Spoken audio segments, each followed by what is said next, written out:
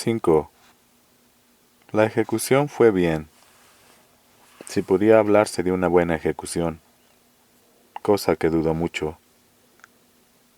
La de Arlen Bitterbuck, primer consejero de la Reserva Cherokee Washita, fue una de ellas.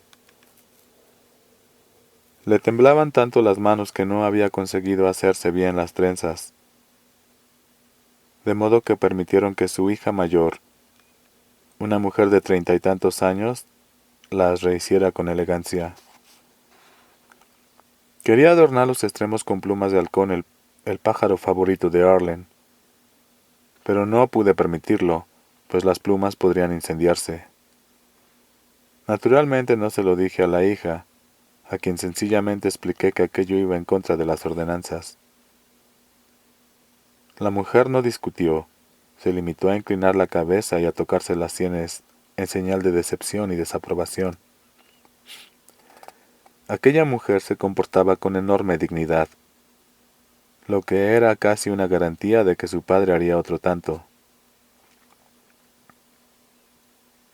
Cuando llegó el momento, el cacique dejó la celda sin protestas ni vacilaciones.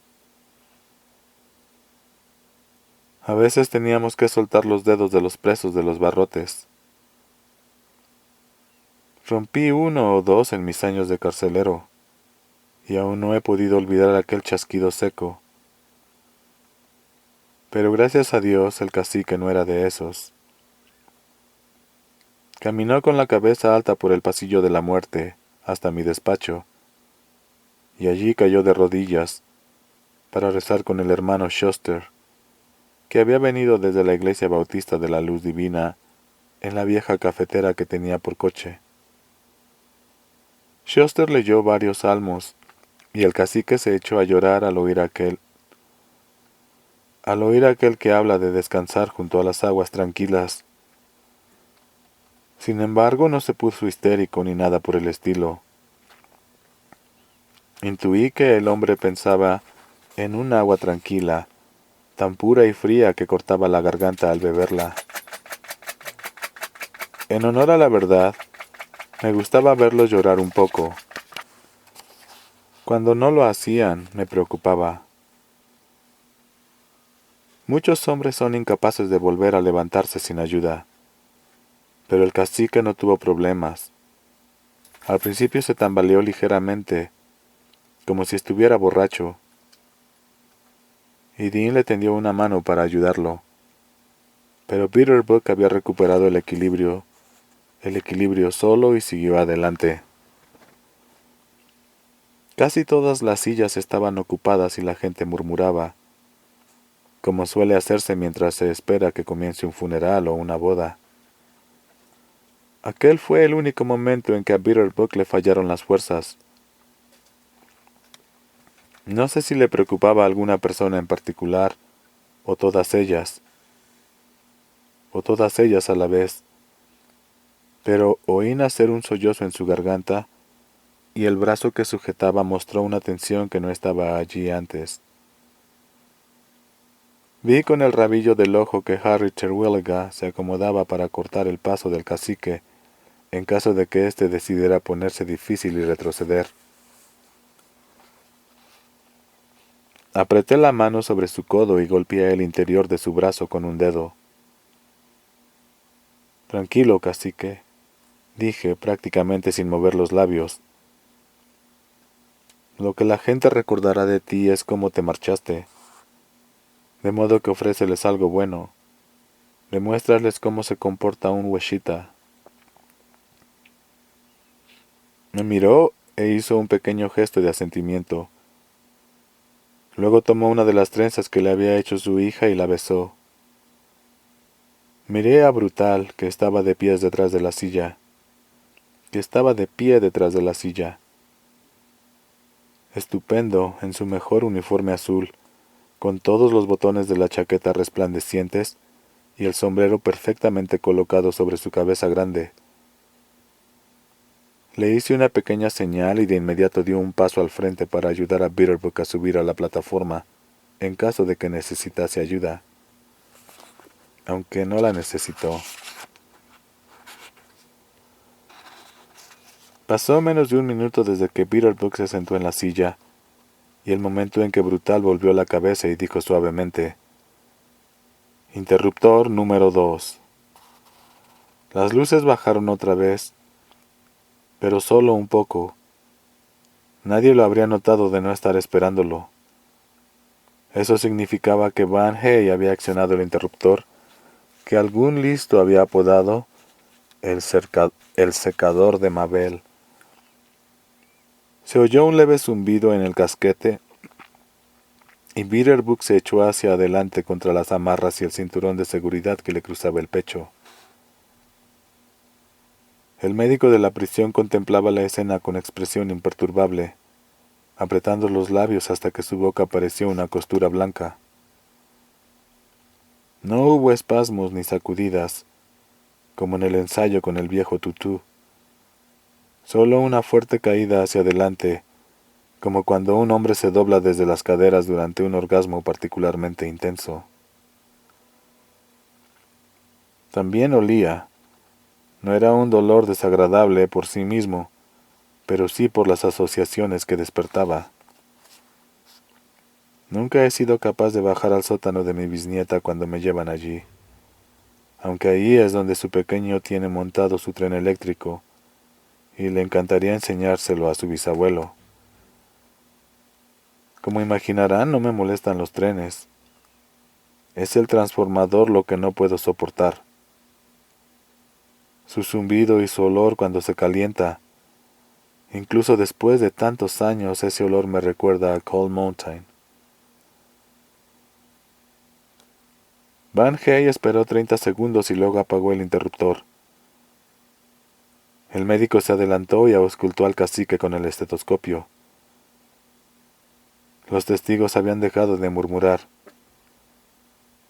El médico se incorporó y miró a través de la tela metálica. «Sigue vivo», dijo, e hizo un movimiento circular con un dedo. Había oído unos cuantos latidos breves en el pecho de Bitterbook, probablemente tan poco significativos como los últimos espasmos de una gallina decapitada. Pero era mejor no correr riesgos.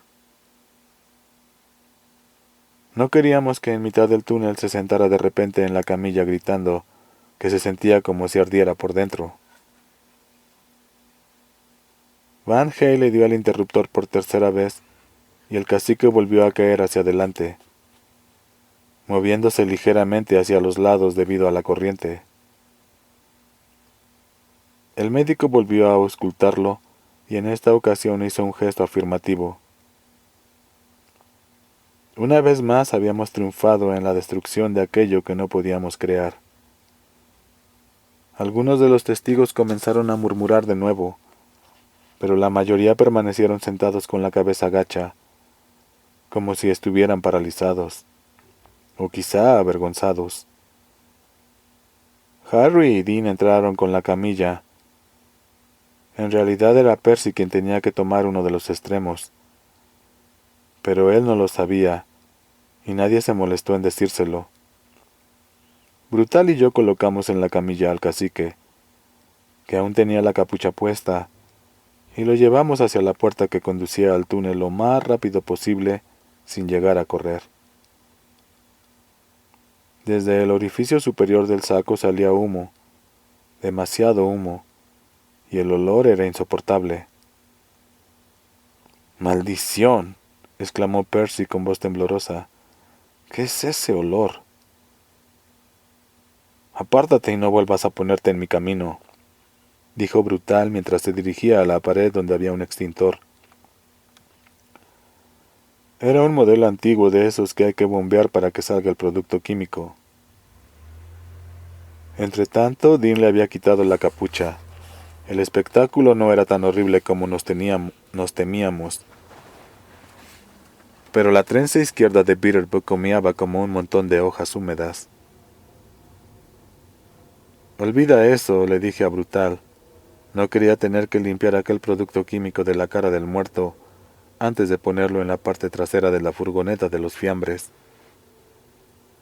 Asesté unos cuantos golpes a la cabeza del cacique mientras Percy me miraba todo el tiempo, con los ojos muy abiertos, hasta que dejó de salir humo.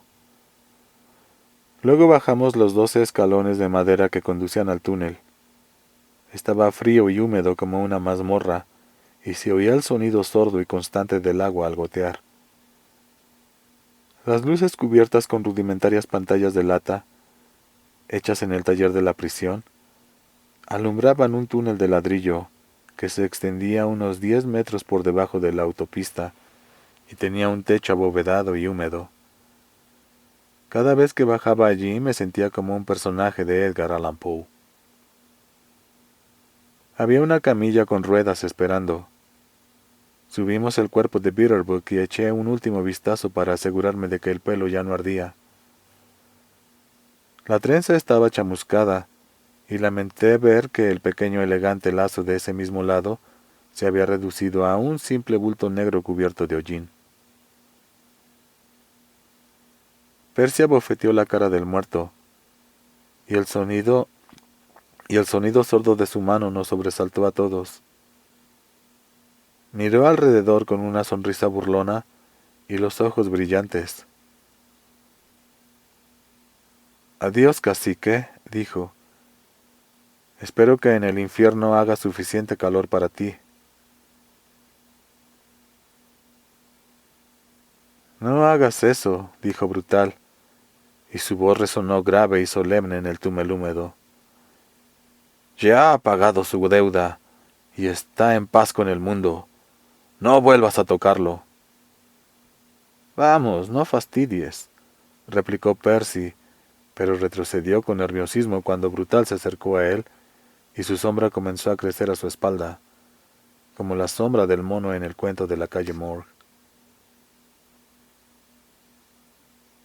Sin embargo, en lugar de tomar a Percy, Brutal tomó el extremo de la camilla y empezó a empujar a Arlen Bitterbook, despacio, hacia el fondo del túnel, donde la guardaba su último vehículo, aparcado en la cuesta de la autopista. Las ruedas de goma de la camilla hacían crujir el suelo de madera, y su sombra se agrandaba y achicaba contra los muros de ladrillo. Dean y Harry tomaron la sábana doblada a los pies y cubrieron la cara del cacique, que comenzaba a adquirir el aspecto ceroso e inexpresivo de todas las caras muertas, ya pertenecieran a inocentes o a culpables. 6. Cuando yo tenía 18 años, mi tío Paul, a quien debo el honor de mi nombre, murió de un ataque al corazón. Mi madre y mi padre me llevaron a Chicago para asistir al funeral y visitar a unos cuantos parientes paternos a quien aún no conocía. Estuvimos fuera casi un mes. En cierto modo fue un viaje agradable, necesario y entretenido. Pero por otra parte fue horrible. Yo estaba profundamente enamorado de la mujer con quien me casaría 2 semanas después de cumplir los 19. Una noche, cuando mi añoranza por ella era como un fuego descontrolado en mi corazón y en mi cabeza. De acuerdo, también en mis cojones. Le escribí una carta que parecía interminable. Volqué todo mi corazón en ella, sin releer los párrafos ya escritos por temor a que la cobardía me impidiera seguir. Pero no me detuve, y cuando una voz en mi cabeza me dijo que sería una locura enviar una carta semejante, que estaba poniendo mi indefenso corazón en sus manos, me negué a oírla, con la imprudente indiferencia de un niño por las consecuencias de sus actos. A menudo me pregunté si Janice habría guardado aquella carta, pero nunca me atreví a interrogarla al respecto.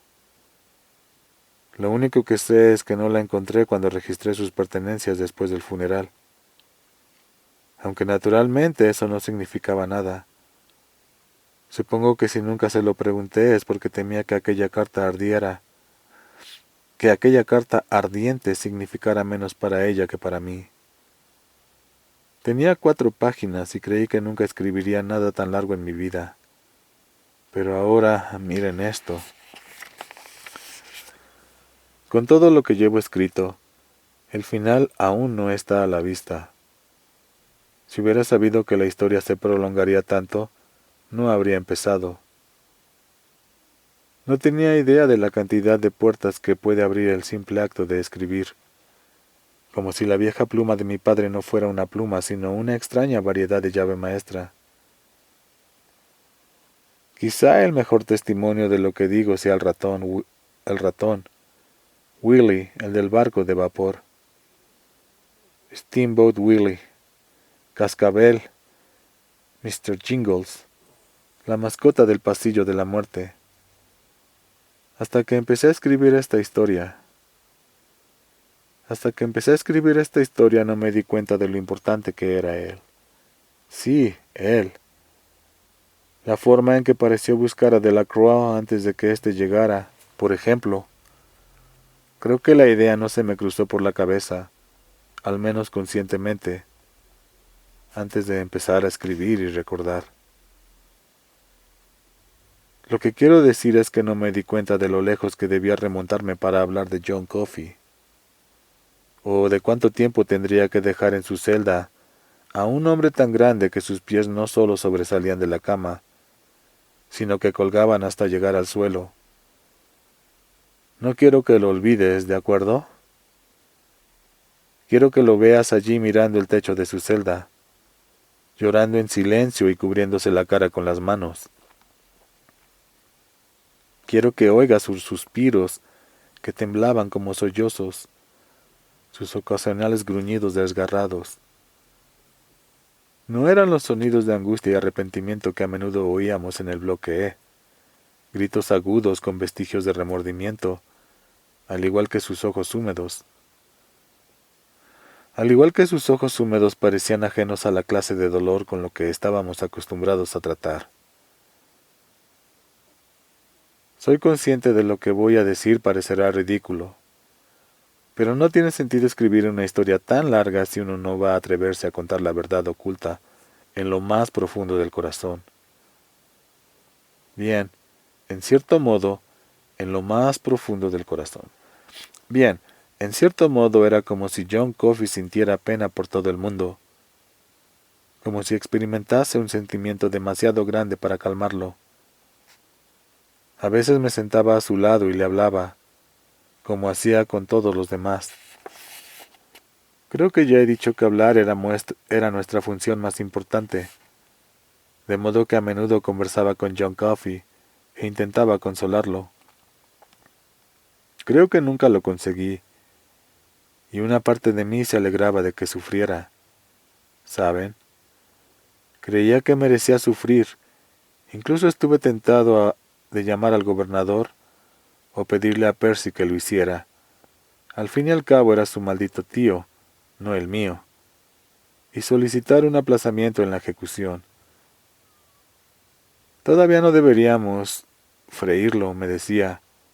El crimen aún lo hace sufrir demasiado. Le remuerde la conciencia. Se remueve en sus entrañas como un palo filoso. Dele otros 90 días, señor. Permita que se castigue a sí mismo, como nosotros jamás podremos hacerlo. Es a ese John Coffey a quien quiero que mantengan en un rincón de su mente mientras continúo la historia donde la dejé. A ese John Coffey tendido en el camastro, al hombre que tenía miedo de la oscuridad, y quizá con razón, porque ¿acaso no le acecharían allí dos figuras con rizos rubios? Ya no niñas pequeñas, sino ángeles vengadores. Ese John Coffey de cuyos ojos siempre emanaban lágrimas, como sangre de una herida que no cicatrizará jamás. 7. De modo que el cacique se frió y el presidente se marchó, al menos al bloque C, que era el hogar de la mayoría de los 150 condenados a cadena perpetua de Cold Mountain.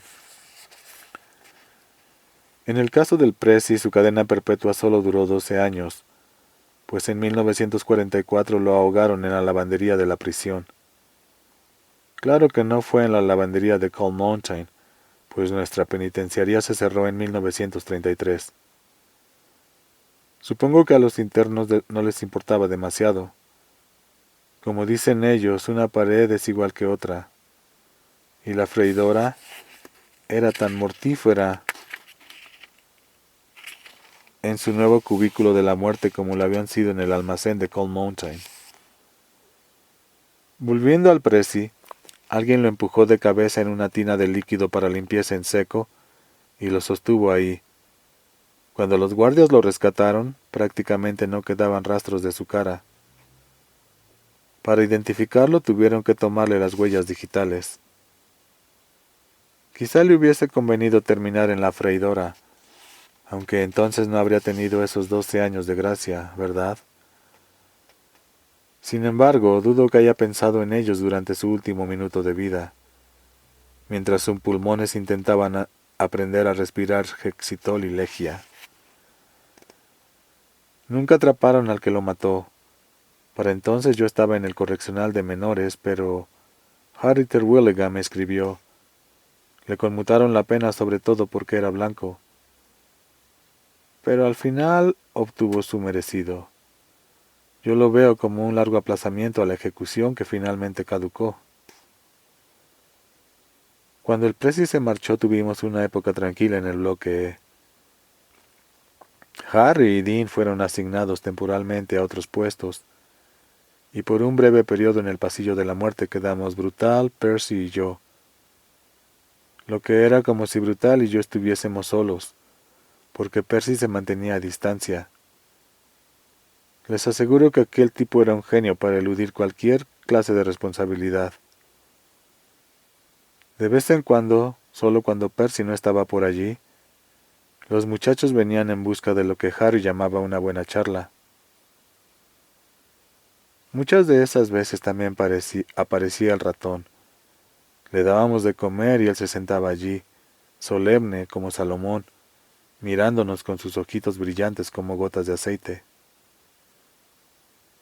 Fueron unas semanas agradables, tranquilas y sin complicaciones, a pesar de las frecuentes quejas de Percy. Pero todo lo bueno se acaba, y un lunes lluvioso de finales de julio, he dicho ya que aquel verano fue húmedo y desapacible, me senté en el camastro de una celda a esperar la llegada de Edward Delacroix. Llegó con inesperado estrépito. La puerta que conducía al patio de ejercicio se abrió con violencia, dejando entrar una ráfaga de luz. Se oyó un ruido de cadenas, una voz balbuceando en una mezcla de inglés y francés cajún, una jerga de los reclusos de Cold Mountain solían llamar de Bayou, y los gritos de Brutal. ¡Basta! ¡Por todos los demonios! ¡Déjalo, Percy! Yo estaba medio dormido en el camastro que luego pertenecería a Delacroix, pero me levanté deprisa con el corazón desbocado. Esa clase de ruidos no solían oírse en el bloque E. No solían oírse en el bloque E hasta la llegada de Percy. Él los trajo consigo como un mal olor. «¡Camina, maldito maricón francés!», gritó Percy sin hacer caso de la advertencia de Brutal, mientras tiraba de un tipo no mucho más grande que un bolo. En la otra mano tenía la porra. Mostraba los dientes en una sonrisa truculenta, y su cara tenía un intenso color rojo. Sin embargo, no parecía del todo amargado.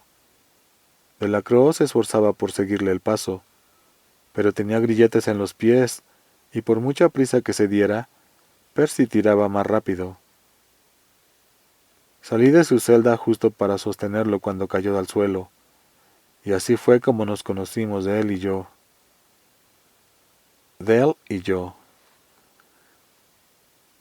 Percy se acercó con la porra en alto, pero yo lo atajé con un brazo. Brutal nos alcanzó jadeando, tan escandalizado y sorprendido como yo por aquella escena. «No deje que me pegue, monsieur», gimió Delacroix. «S'il vous plaît, s'il vous plaît».